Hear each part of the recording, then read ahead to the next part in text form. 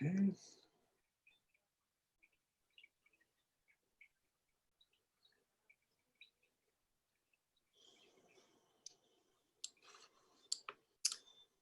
Okay, so ladies and gentlemen, here we are in the third San Diego Driveway Con Conversations. Tonight, we are joined by the incredibly talented and Eisner nominated for 2020, Miriam Libicki. Hello. Hi. Thank you for asking me. I'll try to talk like a human, but I haven't talked to anybody but my family in a long time. So far, so good. You're right. passing as the touring test. You're doing pretty good right now. You passed. All right. So we've gone back quite a ways, over the years, and we've done, just like I had Alex and Dave on last night, and they're doing the NoCon 2020, and we go back to the early days of APE, as well as doing small press in San Diego Comic-Con in the mid 2000s. So yeah, it was either 2005, which is our very first APE Comic-Con, or it was 2006. Like it's got to be one of those 2 years. Yeah, it was 2005. Maybe I spent the first Comic-Con not knowing you, but I'm pretty sure almost all the rest of the Comic-Cons cool. You were a designated con buddy. Right. Yeah, I want to say it was 2005 that we've gone back. And so I think, like anybody that goes to these shows and knows you, kind of your main life's work that you've been working on since I've known you, at least, is a book called Jobnik. Yeah. And let me pull that up real quick on the screen.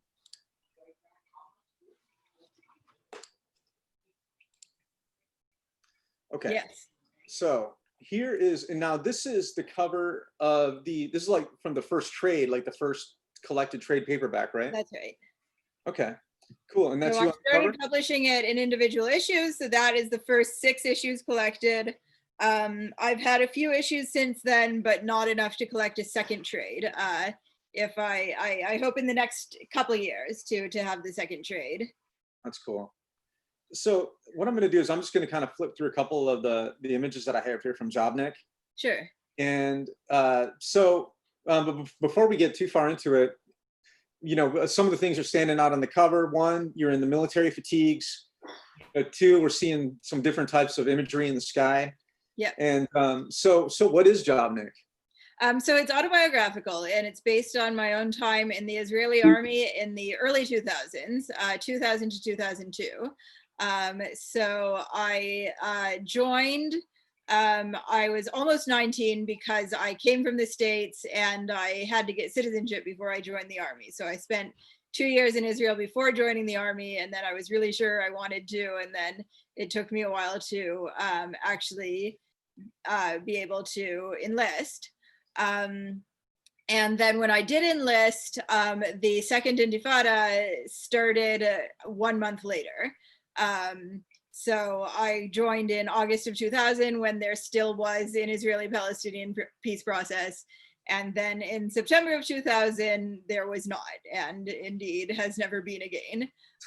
So I was very unprepared for the military in lots of ways. Like, I don't come from a military background in my family. My father, I guess he was just too young for the Vietnam War, but his parents definitely had a plan for him to go to academia. And so, yeah, so I was really inspired by the whole culture of Israel and by the fact that it's a universal draft. And so since I spent 1 year in the country and then decided that I was going to be a real Israeli, and I was going to join the army to show my commitment. So before that, though, you grew up in Ohio, right? Yes, yeah, I'm originally from Columbus, Ohio. Okay, cool. So you're from Ohio, and you're how old when you go to Israel for the first time? 17. I just turned 17 because I finished my high school coursework early because I was very socially awkward and I really hated high school. So I just took extra coursework so I could finish a year early. And then I decided to spend that year in Israel because my family is somewhat religious, traditional Jews. And so my older brother and older sister had both gone to seminary in Israel for their senior years of high school. And so seminary was not really my area of interest, but, Israel kind of seemed like, I was curious about Israel. And so I went there. And the program I ended up going on was actually all Israelis. So it was kind of a gap year for people intending to go to the army. So they had finished high school and they were going to go to the army, but they kind of put it off for 1 year, and they had like learning and community service. And that was the year that just really inspired me, and I was in love with everybody. Okay. And now, all right, so you spend a year overseas in Israel, and you kind of fall in love with the country and just kind of just connecting with that culture. And yeah, and that is a thing for Israeli citizens, is everybody's kind of expected to serve 2 years in the army and put their service time in, right? Right. Yeah. So it's just under 2 years for women if they don't go to officer training, and 3 years even for men.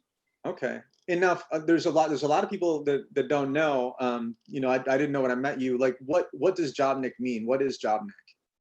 So it's slang in the Israeli army from job and the English job, which means like, it's like a pencil pusher or a pogue in the US Army. I guess the current term is pogue. And in the Vietnam, it was a REMF, rear echelon MFer.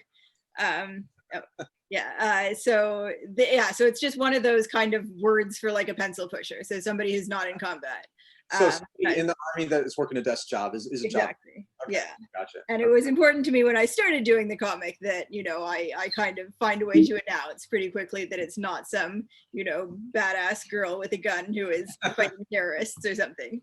Right. And that's one of the spreads that I have up on the screen right now is it's you, meeting the officers and kind of getting your placement for your job position in the military. Yeah. Okay. And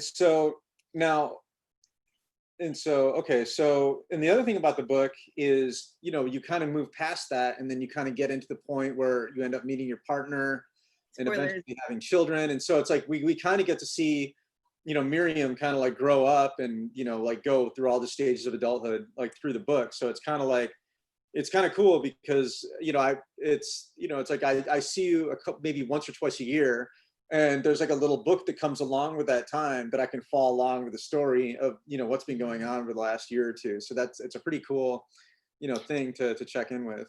Yeah, I do drawn essays as well as the Jobnik series. And that's kind of why the Jobnik series has gone so slowly, because I really like to do short pieces and I really like to do nonfiction. And so I will often come out with a zine that's not directly related to Jobnik, but it will have autobiographical elements, and it will sometimes be more recent things. So the other book of mine that is out of the book is Toward a Hot Jew. And that one's published by Fantagraphics, and what it is like, drawn essays or painted essays, as I call them, because these are about kind of some of them are about my life later, and some of them are just kind of exploring a theme which will often have to do with Judaism or like Israel, but from different angles. Cool. Yeah. And so, I mean, that's a pretty big deal. I mean, Fantagraphics is one of the, go-to publishers. Like, they're one of the highest esteemed, like as far as a reputation and doing really high quality, comic book and sequential work. Yeah, I mean, congratulations on that. I mean, that was a huge, huge step for you. Yeah, it was. The book was 10 years of drawn essays, basically. Like I've been doing the drawn essays, the standalone pieces kind of in parallel with Jobnik. And so I would, every time I would finish one, I would send them to publishers, but my only plan was to get enough of the standalone pieces for a volume. And that took a long time to do. So it wasn't really on purpose, but, I was kind of getting to know the editors at Fantagraphics and showing them my work, over the span of 10 years. So when I was ready to submit my package, I was kind of familiar face to them. Also from around cons. I mean, I think that for me, that's one thing that going to cons so regularly has given me, is the opportunity to talk to publishers, and talk to publishers outside of specifically pitching them things, just like getting them the opportunity to know you as an artist. Yeah. So, I mean, we both worked in comics. Like you've been much more steady at it than I have over the years. But the one thing, I think everybody faces a lot of rejection, when it comes to pitching ideas and pitching books. I mean, how, like, when you were getting ready, to put your book together, was there were you just immediately embraced by Fantagraphics and they said, yes, let's do this? Or was there like a rejection process where you'd kind of pitched it to a couple different publishers first? I pitched it to a few publishers and I got a few rejections, and I got completely ghosted by a few people who I thought, I had those friendly relationships with as well. And then, like, oh, surprise, they don't even send me a form rejection. But Fantagraphics did say yes. I think I waited a couple months, maybe. It wasn't instantaneous, but they were kind of the only yes, and I was very happy when they said yes, because I really think that my style and my sensibility does suit them. And I'm in Vancouver, BC, and they're in Seattle, so I can see them and I can call them pretty easily. No, that's pretty great. Yeah, I'm kudos. So now, you said you live in Vancouver, BC. So you started in Ohio. You spent several years overseeing in Israel, but you're Canadian also. So do you have triple citizenship? I do not, which you had that in your tagline, and I didn't want to correct you so that we could talk about it. I have Israeli citizenship and I have American citizenship. But I have lived in Canada now longer than I lived either in any of those two places, because I'm coming up on 17 years in Canada, and I left Ohio when I was 17. And I lived in Israel for only 4 years. So I keep meaning to get Canadian citizenship, like my children have Canadian citizenship. And I keep meaning to, but I guess I have a fear of bureaucracy, and I'm also afraid that, because you have to be up to date on your taxes and everything. So I'm a little bit afraid that I'm going to get tax audited also. But I do intend to. I intend to be Canadian one of these days. Yeah. I don't know. Right now I have like permanent residence, so it's sort of like a green card in Canada. Yeah, and your husband, he's 100% Canadian, right? Yes, he is. He's very Canadian. Okay, gotcha. So, yeah, I wanted to ask you, back in the day, I remember I used to go to the Eisners with you and Mike, like almost every year for many, many years. And, I'll still kind of go back, but it's as I've kind of shifted into other things over the years, and it's not been quite as a big priority to go to the Eisners, but I know that you have a pretty long history with the Eisners and have been very involved in it. And I've got a picture of you from 1 year with Trina Robbins. That's one of my favorite pictures in my life. I'm not sure if it's the one in, there is an infant child with you. Yeah. Okay, let me get that shared. Yeah. Yes, yeah, that's me with Trina Robbins and my son. Okay. That's all right, cool. So there was a gallery show of Jewish women doing confessional comics, which it seems like a very narrow slice, but there's actually quite a lot of us. So it was put together by a comics critic and a Jewish British curator, who kind of between themselves said, hey, I feel like this is a phenomenon that's going on. And then they contacted a bunch of us who, identify as Jewish and identify as women and make comics that are autobiographical. Can I ask you, what is a Jewish confessional? Or like, well, I think that there is a lot of tradition of autobiography in Judaism, and especially in diaspora Judaism, especially in like Western European and American Judaism. I wrote an essay which was kind of my theory about Jewish autobiography in comics, and I think Freud Freudian ways of thinking obviously have had a big influence on how Western people write autobiography, and the idea that you plumb your past and you plumb your, you know, your dreams or your unconscious urges. And that plays into autobiocomics a lot.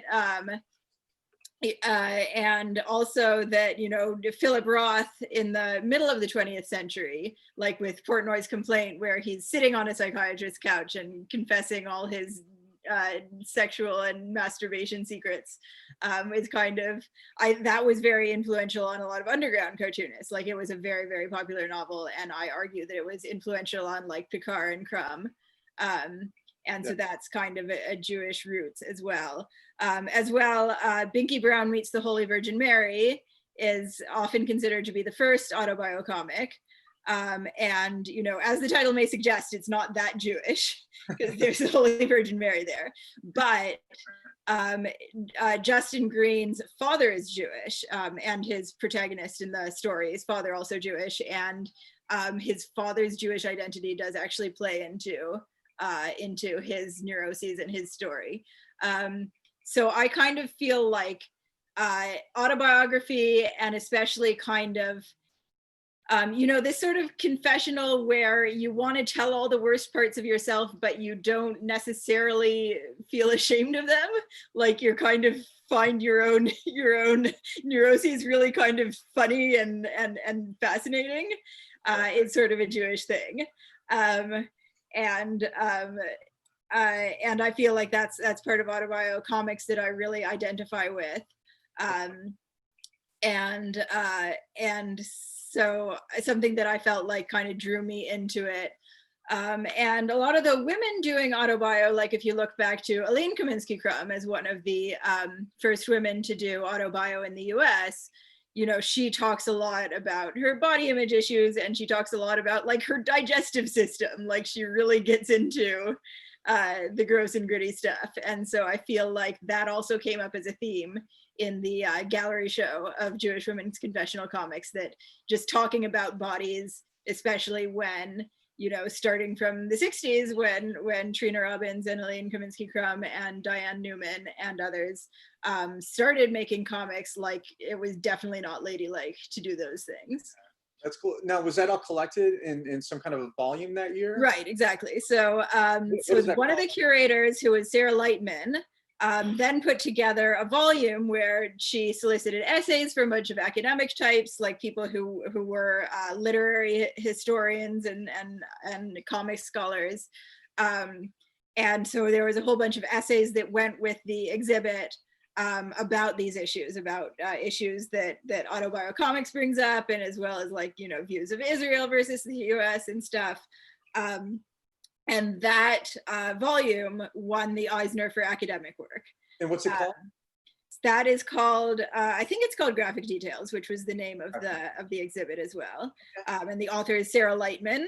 So it was actually her Eisner that Trina and I are on stage accepting, because she edited the volume and put together the show. But she was in England, and, you know, she couldn't afford to fly out. So we got to go up on stage and accept the Eisner. That's awesome. So you know, if you're a comic book artist, a cartoonist, you know, there's kind of a checklist. So you've already checked off doing a book with Fantagraphics, but this year you're actually up for an Eisner for that short story. So what I'm going to do is, let me do a screen share, and that was done for a website called the Nib. Is that correct? That's right. Okay. Yeah. Let me pull that up, and I'm going to scroll through a little bit of this.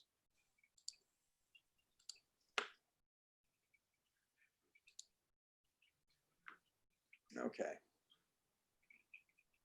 So, and what is the name of this story? So it was called Who Gets Called an Unfit Mother, which I'm really bad. I don't know. I feel like I'm not always good at titles, so I'm glad that they actually chose the title for that. My editor on this was Sarah Merck, and I think she chose the title, and I think it works. So it's based on an event, I guess, that happened 2 years ago now, when somebody saw my kids playing outside and thought they were unsupervised and called child services on us. And so basically we got this very frightening phone call, and then we had a week before the visit. And so kind of this comic, this 25 panel comic, is basically the story of that event, and then the week after, where I kind of just had to, I just felt extremely vulnerable having this new knowledge that if this social worker decided something about my life, or if they came over and visited and didn't like me somehow, that my children could be taken away from me. And it was at the same time that the zero tolerance for immigration policies were coming into effect, and children were getting taken away from their parents at the southern US border. So that was very much in the news at the time. And, and so I was thinking about that at the same time, and also thinking that, if I didn't have to worry, like, the truth is that things were probably going to turn out okay for me, but it just made me realize, how many people could be in my circumstance and would not have the privileges that I had, like the page that you just scrolled past, where I'm hastily cleaning my house. No, just down. Hang on. Okay.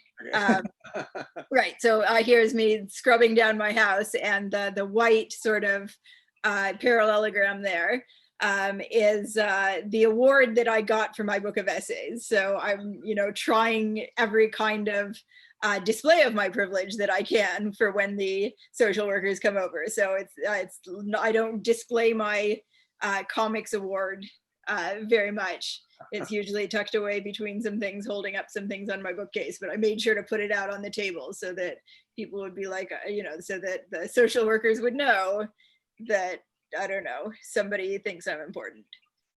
Yeah, no, it's definitely that was a wild story. I definitely felt for you when I read through that. That's about as scary as it can be right now to to have to go through something like that. But yeah, it's a really great story. If anybody wants to check it out, it's thenib.com, and it's the name of the story is called "Who Gets Called an Unfit Mother."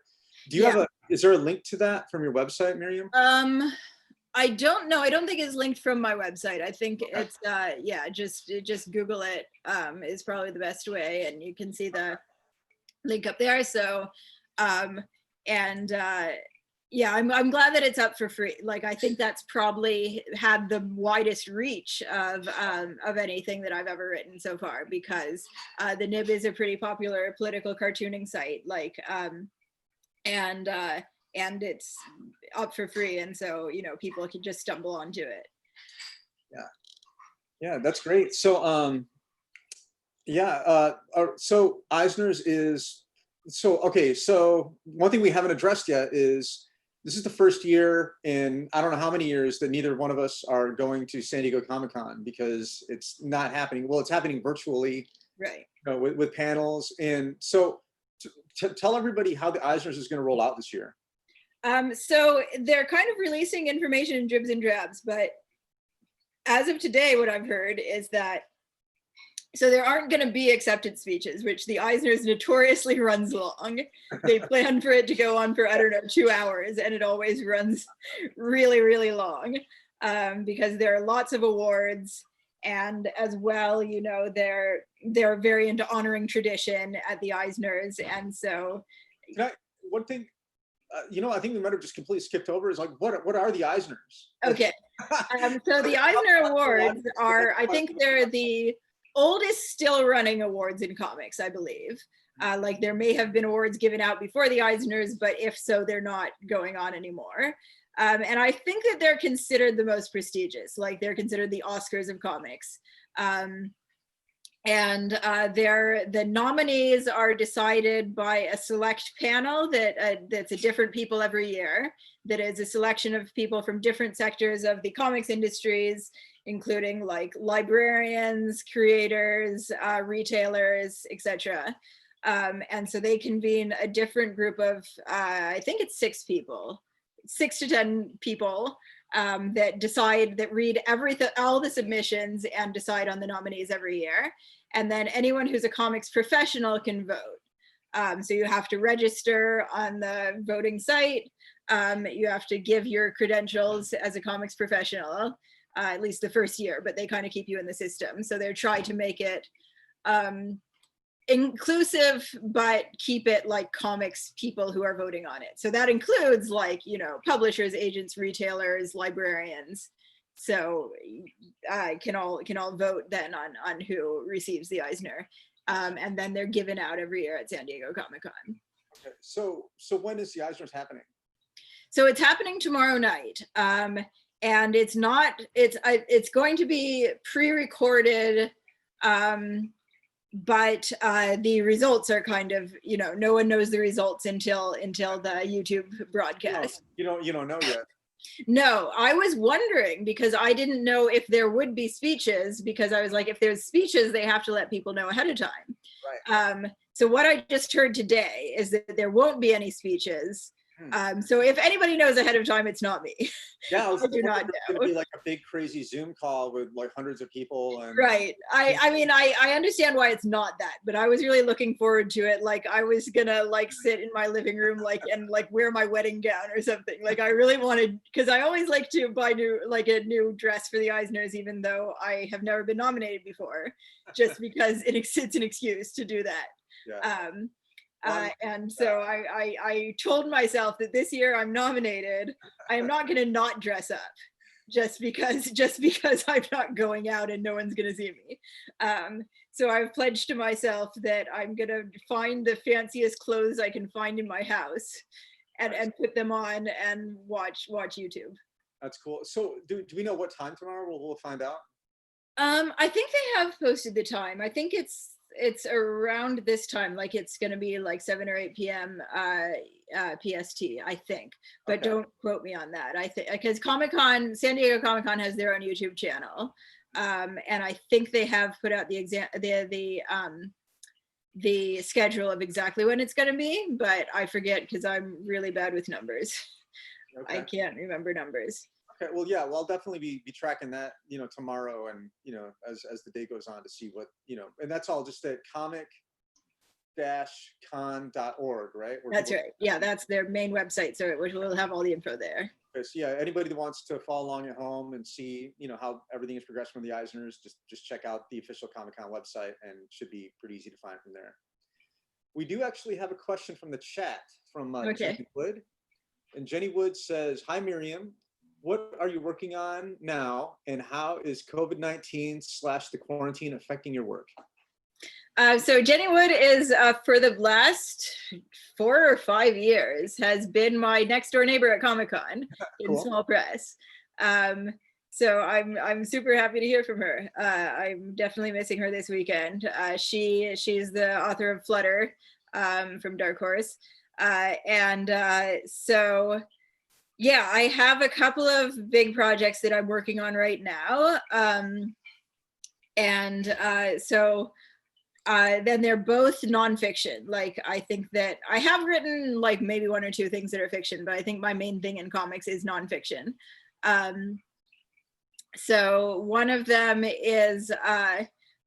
was my MFA thesis. I went back to school like 7 years ago and did MFA in creative writing because I felt like it. And for my thesis there, I did a graphic novel script. And so now that one is contracted with Fantagraphics, and I'm doing the drawing on that now. Now, is that what you sent me right before we went live? Yeah, the one that was 2 images, like just seconds before we went. Okay, you know what? Let me but I can talk about the other one first if it's easy. Yeah, because I have 2 works in progress that I'm kind of working on in parallel right now. Okay, so what I'm going to do, so whichever one you throw up, I'll talk about. All right, I'm gonna go ahead and put this other one up while I kind of scramble to get the other slides ready. So Okay. let's go ahead and pull up screen number 2. Okay, and Okay, yeah, so this one is a novella. It's going to be 35 pages, my portion of it. And it's based on the life of Holocaust survivor David Schaefer, who also lives in Vancouver.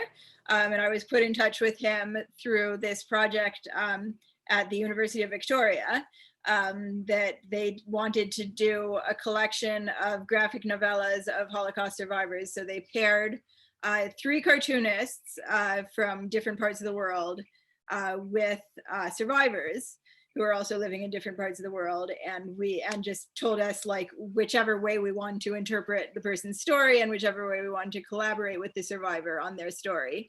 So these are all pages that I'm working on for that one.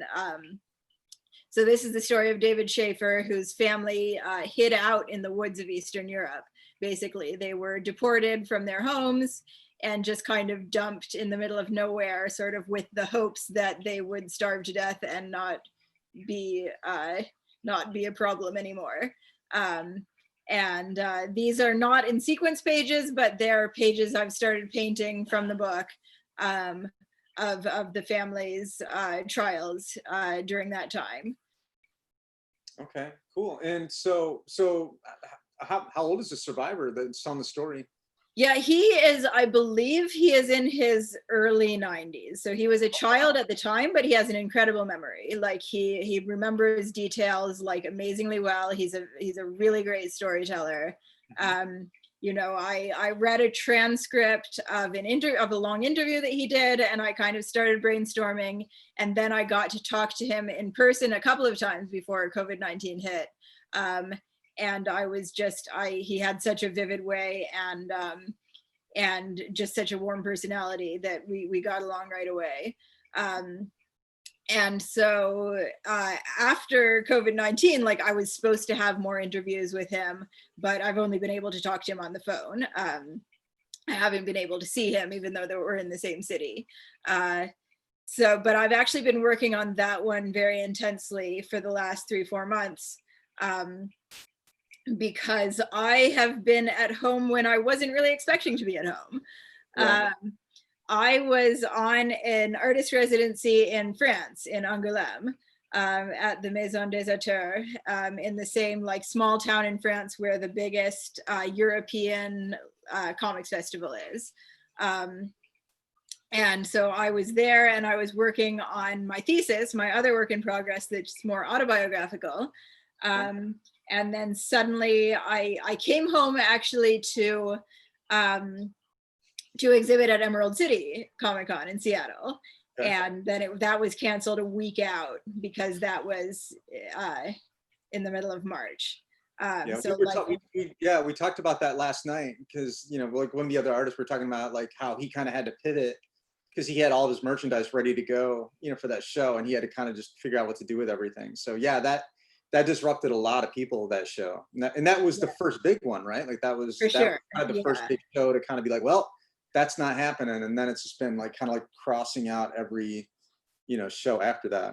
Yeah. So we were planning to come back from France just for 2 weeks, do Emerald City, and then go back to France. And instead we've been stuck in Canada. Like, you know, France kind of had an early spike as well. When it seemed like really not safe to travel back. And also they had a big, you know, after they had a spike, they shut things down very quickly. So people were like not allowed to leave their houses at all. So we were like, we better just stay put in Canada and see what's what. So this is the project that I've been working on for over a year, and will probably still be a year or more till I finish it. But eventually it will be published with Fantagraphics. Cool. And so this one is about it kicks off with the collapse of the Soviet Union, and then a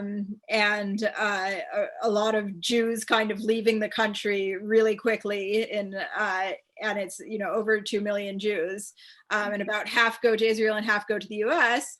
And for some reason, Columbus, Ohio, where I grew up, welcomed a whole lot of Soviet Jewish families. Like that was one of the places they sent them. And so I grew up with a lot of Russian speakers. And so part of it is myself traveling back to Columbus, Ohio, and that's what this page is. Okay. and back to like my old synagogue and my old Jewish community, and kind of trying to reconnect with a lot of my old classmates who were Russian immigrants and sort of get their side of the story and what it felt like for them to be dumped into our community.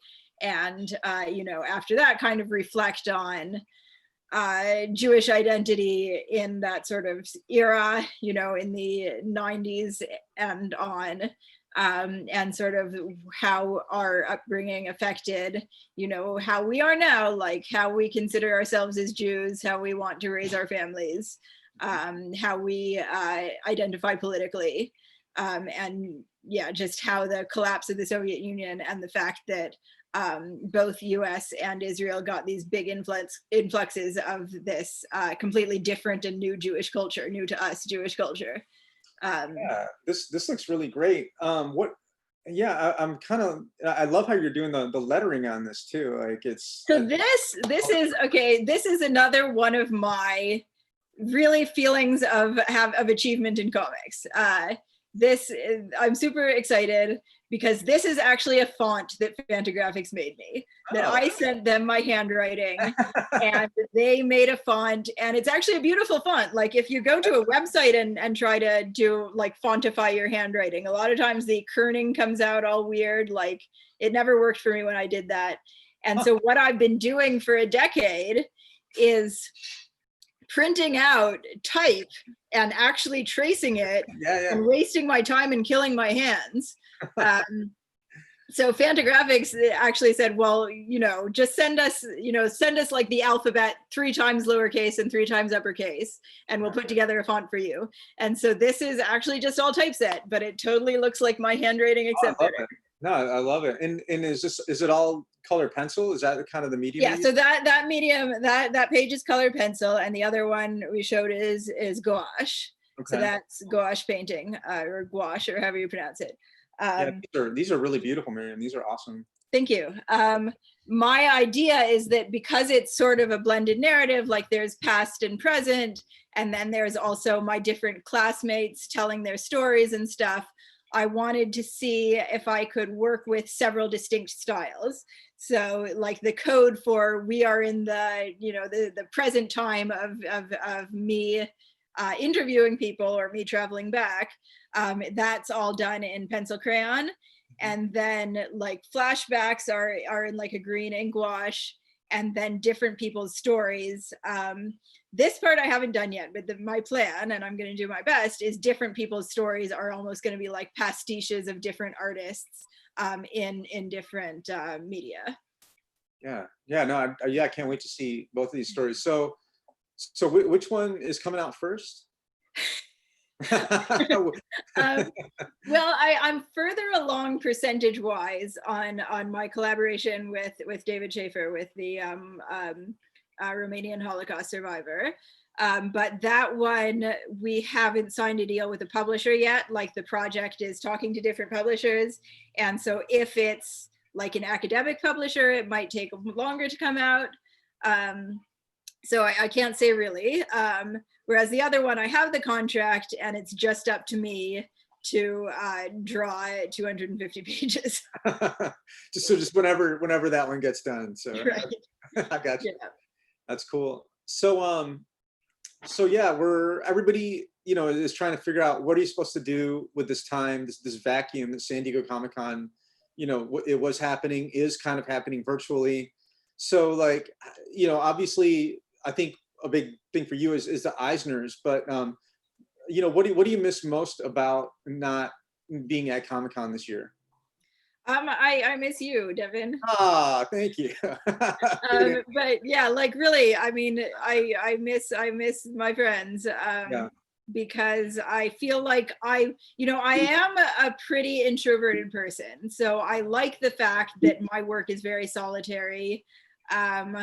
But that's what at Comic-Cons, that's kind of my time to be social and my time to have peers and colleagues. Yeah, it's you know, it's definitely a lot easier to kind of talk when, you know, you have like something that you're there for, and like there's like a physical thing, you know, that you're putting out into the world. And because like I find that I spend so much time in a vacuum just creating this stuff by myself, and I love the shows when you can just take it out and just, it kind of interact with people, and people can ask questions and you can share it. It's such a great feeling. Yeah, I really like having that framework. That like I can say, wow, I haven't seen you since last year, this is my new thing, and then you're like, this is my new thing. I think it's a great way to conduct a friendship. For sure. So what are you wearing right now? So I am wearing one of my hand screen printed t-shirts. Very cool. So that is an axolotl. Here, there you go. Nice. And it's hard for me to segue from my literary comics, which are full of serious themes, to my t-shirts, which if you come to my booth at San Diego or any large Comic-Con, that is most of what you will see. You will see screen printed t-shirts and dresses and hoodies. And it just kind of happened. When I was in undergrad in art school and I started doing my autobiocomics, at the same time I took a screen print class and just really got into it. Like, I really like how low tech screen print can be, that I just have a board with hinge clamps in my basement and I can make t-shirts this way. I don't burn my own screens. I know some people are really hardcore and they have like a closet with some desk lamps. And I'm like, the further you can get away from the production of making a t-shirt, like, I don't want to have anything to do with it. Like, I don't want to store t-shirts, like, so I'm happy to just do it, but let somebody else kind of just like, here's my art, you guys figure it out. So yeah, that's a big project. Right. I mean, I do think it's a pain. Like, sometimes I wish I could sell prints instead, because they're much easier to pack in a suitcase than hoodies. But this is what works for me, and this is what people like. And I do kind of like the experimental nature of screen printing. Like, I can draw a picture, and in this case, it's two different pictures. So there's the black, which is kind of these like 3D animation sort of mesh grid.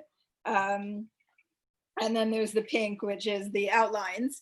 And so I basically just draw two pictures in my sketchbook, and then I don't really know how they look together until they start screen printing. And that screen printing, when you're using water-based media rather than like plastisol type inks, they really do kind of layer like paint almost. Like, you can put a screen print two colors over each other and get a third color, and you don't always know how it's going to turn out.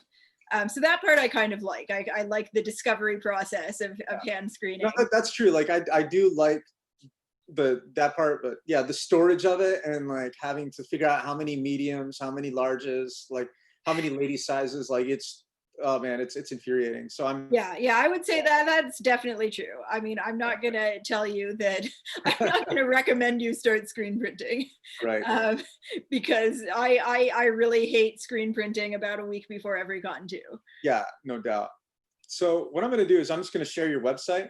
Sure. And so I've gone to realgonegirl.com. That's right. And so, I have had this website since 2003 or 4. So yeah. I'm just saying, Gillian Flynn stole Gone Girl from me. I didn't steal it from her. Just so you know. I never questioned it, ever. And so yeah, we're here. So we've got I think this one's my favorite, is the Dachshund saxophonist. Let me see if I can pop this one up. Yeah. Right. Yeah. So those are. So I screen like a sort of a girly cut version, which is what I'm wearing, and then also the unisex cut. And most of my shirts are in black. Again, it's just easier to order and inventory the shirts. And I always try to like ethically source them to get like USA made and sweatshop free. And so again, like, I kind of working with limited colors, and seems like everybody likes black. Yeah. So that's the axolotl shirt that I'm wearing right now. So these you can all order. And so there are links from the virtual exhibit hall to here, but it just goes to this website. So you can go directly to the website as well. Oh yeah. What's your number on the floor? 1945, I think. 1945. Okay. Yeah. So yeah, this year at Comic-Con, they've done a virtual map if you go to the Comic-Con website where, and I think a lot of us kind of have the same spots every year. So yeah, we can find Miriam on the floor. Give me that number one more time. I think it's 1945. This is the first year I actually was gonna move up from small press to a full-size booth. Oh, where are we going to be at? Yeah, I couldn't tell you where on the map because they canceled before I started trying to orient myself. Okay. Yeah. But I think it was supposed to be a good area. I think it was kind of near like Webcomics Pavilion. Okay. Cool. area. So is that where you're going to be for 2021? That's the plan. Yeah, that's the plan. Is we're gonna try to graduate into the big leagues. Oh, you're gonna do great. It's yeah, no looking back. Once you're out of small press, it's like you're golden. Yeah, I mean, it seemed to work for you. Yeah, no, and that's one of the things we were talking about last night with the other guests, because Dave and Alex, and Wayshak and all those guys, we all were in the same aisle forever, and but yeah, it's eventually you just have too much stuff. Yeah, and you kind of outgrow that space. So congratulations, you got Thank you. Eisners and moving out of the small press. That's great. So one thing I want to talk to you about is, like, I know your faith is incredibly important to you, and you practice a lot of your religion, like you walk it and you talk it. What is the Sabbath day like at Comic-Con? So yeah, if somebody has visited my booth, they probably are familiar with the fact that I don't handle money, like buying things and spending things and even touching money is against the Sabbath rules in my particular denomination. But every Comic-Con goes over a Saturday, and I've sort of started, I started building my career over going to these Comic-Cons. So luckily, at the same time I decided that I wanted to be a cartoonist, I started dating a nice Buddhist boy. Hey. So my now husband has come with me to almost every show that I've ever done. He's kind of my roadie, and he will stick by the booth all day Saturday and just handle the money. And so I can talk to customers, I can show my stuff, I can convince people that they want to buy things, but then as soon as they get their Visa cards out, then my partner jumps up and he handles the money. And the same, like, I can't autograph books on the Sabbath because you're not supposed to write, like, any form of creation you're not supposed to do. And so sometimes that's a little bit awkward. And so sometimes I try to have pre-signed things on hand, or I'll just offer people to come back, or sometimes I can send somebody a postcard after the fact, because I don't mean to be disrespectful of people wanting an autograph if it happens to be the Sabbath. So I try to find various ways. That's gotta be really tough. Like, yeah, I definitely remember there's one or two shows where I was handling money for you, because it's like, yeah, so if he goes to the bathroom and somebody wants to buy something, then either I have to lean on my neighbors and explain my strange religious practices to them, or I just have to spend the time that he's in the bathroom being really rude to people so they don't buy anything. So hang on, I'm gonna switch to a picture of you and Mike. I got queued up here. I was just trying to find a picture of Mike, and Mike is definitely emphasis on the cute.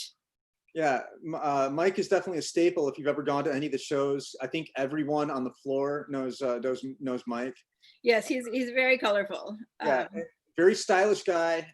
He usually is rocking a mohawk and a kilt, or like maybe a bowler hat. And but yeah, he's it's like I was talking to like Dave and Alex last night, and I was saying one of the things that always makes me feel like Comic-Con is like seeing their booth with the crazy haunted house, like going in when you come into Hall A.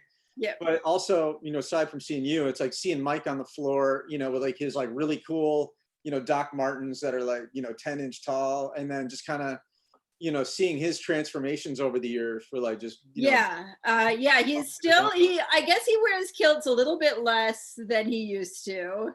But he still has like his art kilts. Like he'll have kilts where people have painted on the front panel.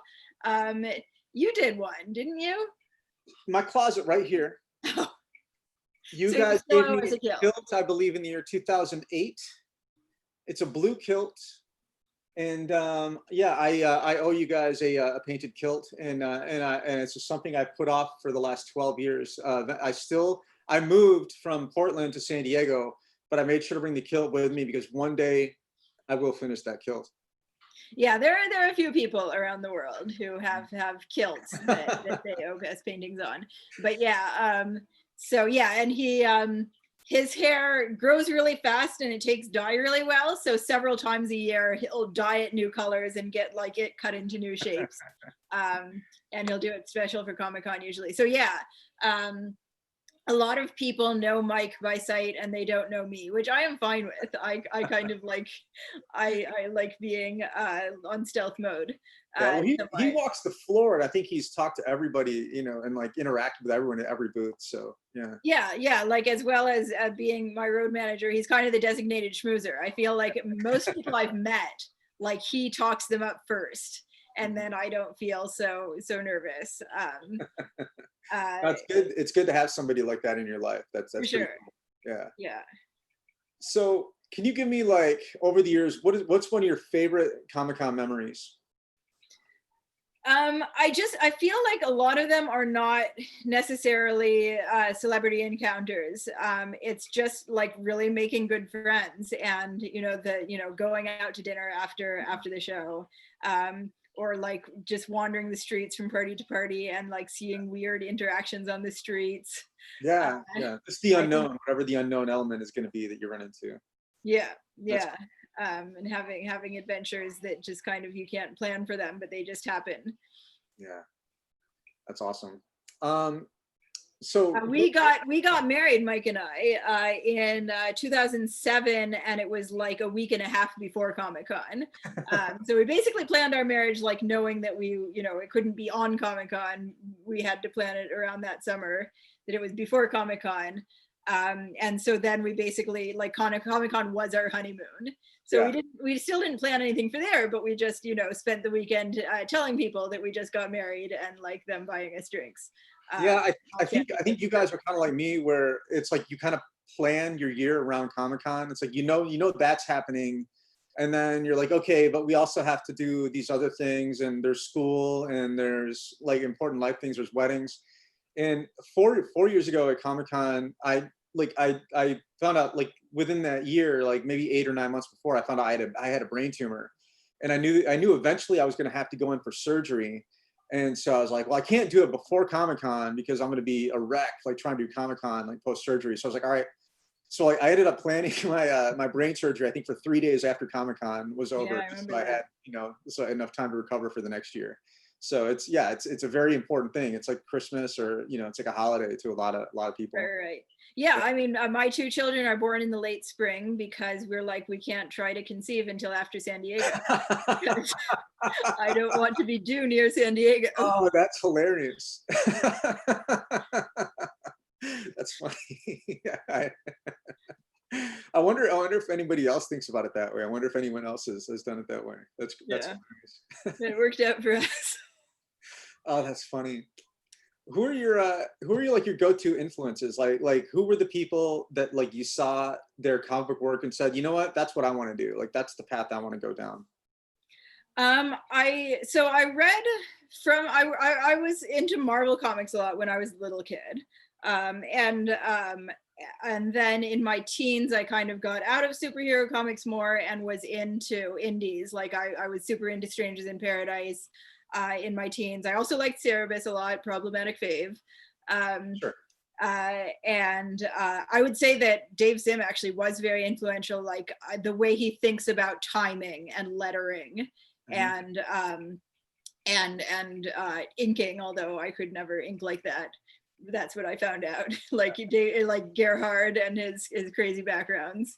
Um, uh, and I actually got super into Will Eisner as a young teen because one of my parents' friends was a comic collector, and he collected a lot of undergrounds and also a lot of Will Eisner, including a lot of the Spirit comics.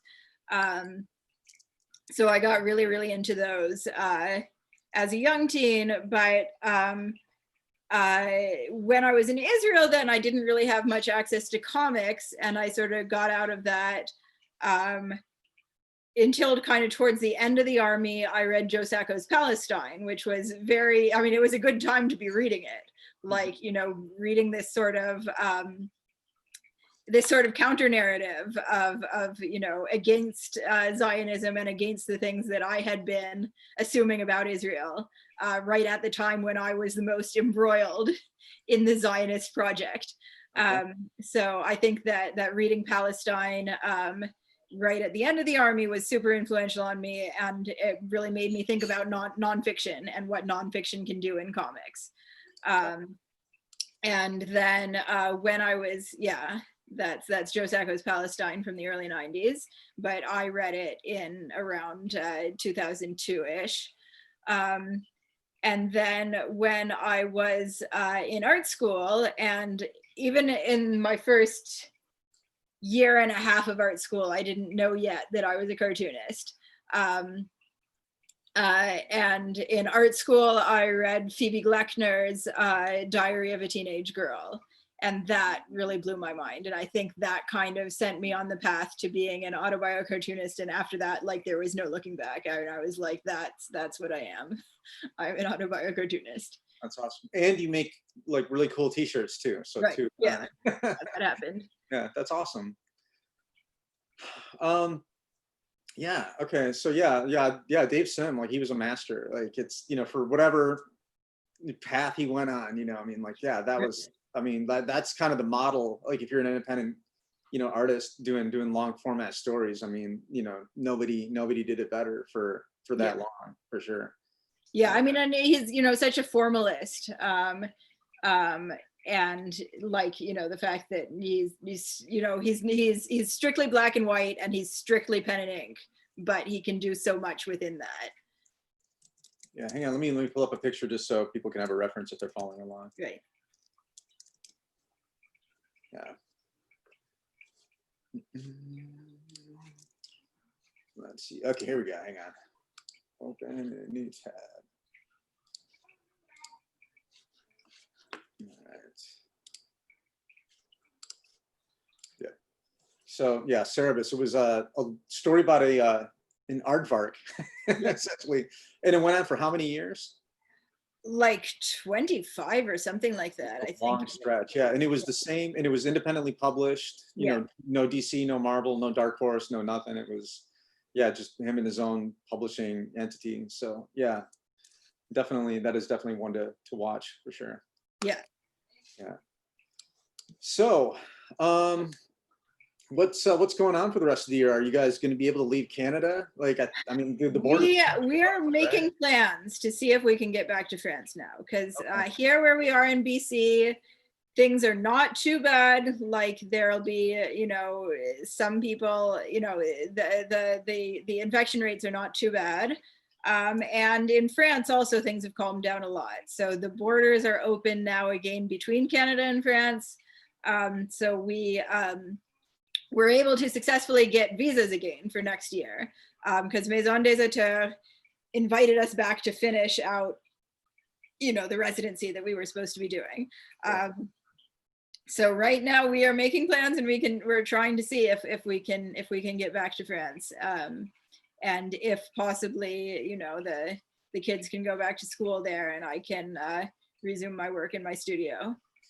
Yeah, I would like to leave the country and go to France too. That sounds pretty sweet, but I don't think it's. I'm sorry. Like, I feel really bad for everybody in the U.S. Like, we're doing we're doing okay down here. San Diego, like, when you go out, people are still doing a good job wearing their masks, but it's, yeah, over the 4th of July, they closed down every single beach, you know, in like Southern California except for San Diego.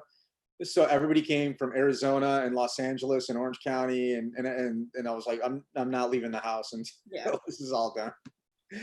Yeah, it's crazy. Yeah, we still don't really go out except for groceries, and right now I'm at my in-laws' house because so they're kind of in our bubble, so we see them, but I haven't really seen friends, and I haven't gone out to, like, we don't go. Some people are back in like the cafes and the parks and stuff, and we're just like, better not. Yeah, but I mean, from what I follow in Canada, I mean, it looks like you guys are like almost done with this. Like, it looks like you guys are. Yeah, fantastic. But I mean, it is. I mean, it is a large country, even though it's low population. So, like the hospitals are not overwhelmed and things are okay, but it does seem like anytime it loosens up too much, we do still see a spike. Yeah. So it's not like New Zealand where, you know, they were able to shut everything down and now everything is open again. I would still say that, you know, we have to be really careful and we have to be vigilant about, you know, wearing masks in public and stuff. Yeah. You know, the one thing that I found that's one of the silver linings of being in, you know, lockdown right now is that I haven't really been too motivated to start new art projects, but I've really kind of put the blinders on and have been working on the ones that have been in progress for a really long time. Like I don't know if it's been like that for you, but I mean, for someone that has to finish a book that's 250 pages, I would imagine that would be, you know, like probably a good thing right now. Yeah, that one actually, the reason I kind of put that one aside for a bit is because it made me feel too regretful of losing out on my great studio. Like I had been working at a really great clip in the fall and winter. And then every time I tried to work on pages of that, I was like, oh, why am I not in France? And so it was really good to switch gears and to work on the other one, my collaboration with the Holocaust survivor, because number one, in March and April, it was really good to remember how much worse it could be. It was, there was, you know, I don't mean to sound flippant, but the fact that, you know, that the family is starving and there's like tuberculosis and they're being hunted. Yep. It kind of helped me to focus because I was like, you know, all of my complaints about the fact that I'm not in my beautiful French neighborhood and getting baguette every morning, you know, I'm really doing fine. Yeah. And then it was this new project that I could really deep dive and focus in. And I have like research assistants that are helping me and like academic like researchers that are kind of consulting on the project. And so we would have like bi-weekly or every 2 weeks kind of like a Skype meeting with the project. And so that was a real lifeline for me as well. And so that project I've been working on a lot. Cool. And so I've finished all the digital thumbnails for that. Like I gotta use Cintiq when we realized we were stuck in Canada. And I've just really had my head down and focused on that because it just, you know, it's good to not focus on the things that you can't help. You know, we're really concerned about the world and some things you can do something about and some things you can't. Right. But you can be like, at least, you know, I spent a couple hours drawing today and I have something to show for it. So it really did help. Working on the novella, on the collaboration really has helped to give my life structure, and that's what I've been doing over the last 4 months. Nice. Okay. Well, before we call it for the night, is what's the best spot for people to find you online, like for your socials? So I think I'm on I guess think Twitter and Instagram are probably best. Facebook, I have Facebook, but it's more personal and sometimes I don't update it all. So I'm at Real Gone Girl on Twitter. And then I started my Instagram only about a year ago. So Real Gone Girl was already taken. So I'm at Libicki on Instagram. And Instagram, I think, is where I post the most art, and then also some family stuff as well. And then Twitter, like sometimes I get overwhelmed and I just do a lot of retweets, but occasionally I'll have career stuff or rants about the comics industry. And then that'll go up on Twitter. Okay, well, a question just came in from the chat. It says, when will Jobnik Volume 2 come out? Yeah, so I have, that one's, Jobnik has been on hiatus for a while. So basically, after my first child was born, I put out one issue, and then that was been the last issue for the last while. Like I said, I went back to school, and then I was focused on other things. But Jobnik is still ongoing. There are 2 more chapters before Volume 2. So I'm 2 chapters away from Volume 2. I'm not sure exactly when I will be able to schedule in working more. I actually started scripting one of the chapters I outlined and I started scripting like a year ago when I had some downtime. So Jobnik is definitely not dead. Jobnik will carry on. I can't say when, but I only have about 50 pages to write and draw in order for the second volume of Jobnik to come out. Okay, cool. And now, is there an end to Jobnik? Like, or is Yeah. it just... So it should, the plan is 18 chapters or 18 issues if I still put them out in issues. And so the graphic novel that's come out is the first third. So it should be it should be 3 volumes of 6 chapters each. And I outlined it chapter by chapter. I outlined it like, 15 years ago, and I'm still pretty much just following that outline. Cool. Okay, awesome. Is there anything else you want to promote before we call it? I guess so there's the Eisner nomination for short story, but I am also nominated for another fraction of an Eisner, which for another anthology that I'm in. So this is Drawing Power from Abrams, edited by Diane Newman, introduction by Roxanne Gay. That's pretty cool. And it is all true stories of sexual harassment and assault is basically the theme. And so some of them are really heavy, but what I like about this volume is they're all very short. Like they had a very strict page count for all of us.